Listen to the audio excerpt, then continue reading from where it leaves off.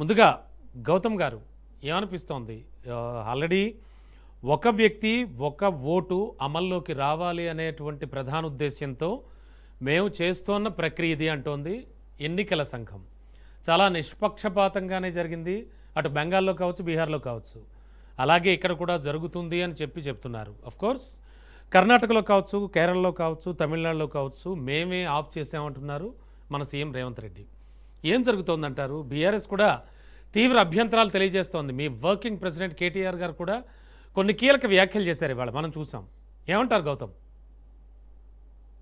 Good evening sir, మీకు వెంకరెడ్డి గారికి మన ప్రేక్షకులకి.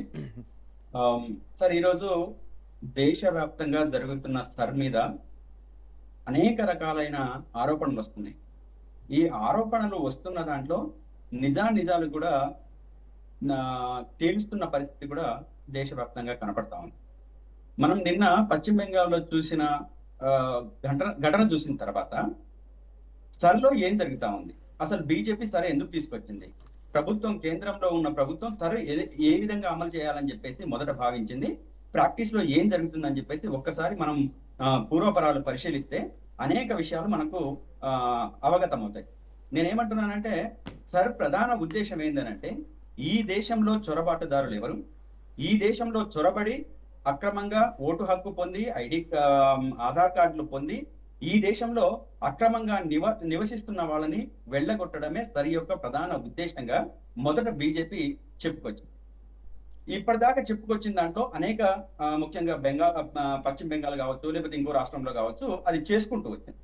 నేనేమంటున్నానంటే బీజేపీ ఏ ఇంటెన్షన్ తోనైతే ఈ సర్ని తీసుకొచ్చిందో, ఈ తీసుకొచ్చిన సర్లో ఎక్కడైనా ఏ ఒక్క చోటైనా అక్రమ వలసదారుడు ఎక్కడైనా కనపడ్డా, అదేవిధంగా ఆధార్ కార్డు పెట్టుకొని అక్రమంగా ఈ దేశంలో చొరబడ్డ ఒక వ్యక్తిని ఈ రోజు ప్రజాకోర్టులో నిలబెట్టారా, ప్రజల ముందు నిలబెట్టారా అనేది మనం ప్రధానంగా ఆల్రెడీ గౌతమ్ గారు ఆల్రెడీ చాలా స్టేట్స్ లో అలా ఓట్లు తొలగించారు అక్రమ వలసదారులు. జస్ట్ లైక్ నేను చెప్తున్నాను సార్ వీళ్ళు ఎక్కడా కూడా ఒక్క పర్సన్ ని కూడా వలసదారుడిగా గుర్తించి తీసేసిన ఓట్లు ఒక్కటి కూడా ఈ సమాజం ముందు పెట్టలేదు సార్.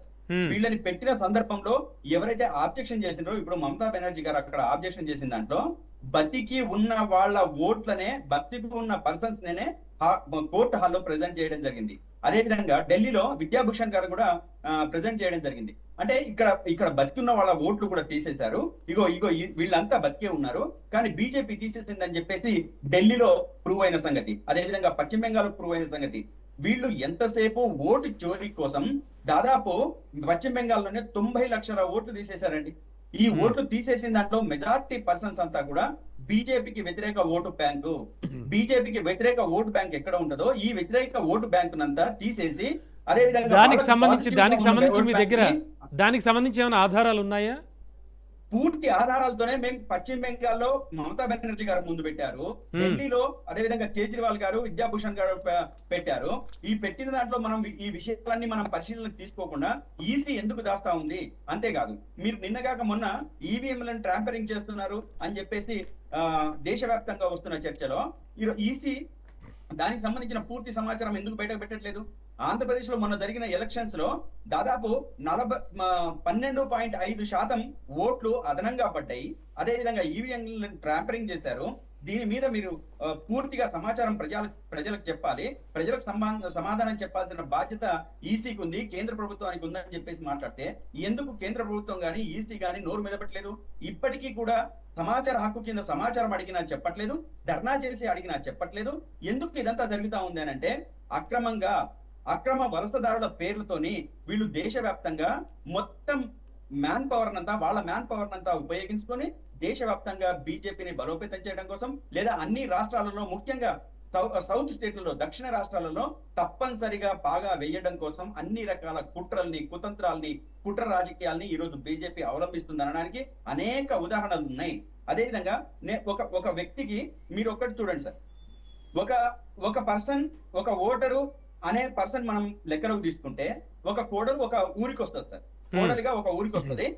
ఆ కోడలు ఈ ఊరికి వచ్చినప్పుడు ఆ భర్తతో ఆమెకు సంబంధించిన ఐడి కార్డు ఉంటుంది, ఆమెకు సంబంధించిన డేట్ ఆఫ్ బర్త్ ఉంటుంది, ఆమె తల్లిదండ్రులు ఎవరనేది ఉంటుంది, భర్త, అత్తామామల పూర్తి ఇన్ఫర్మేషన్ ఉంటుంది సార్.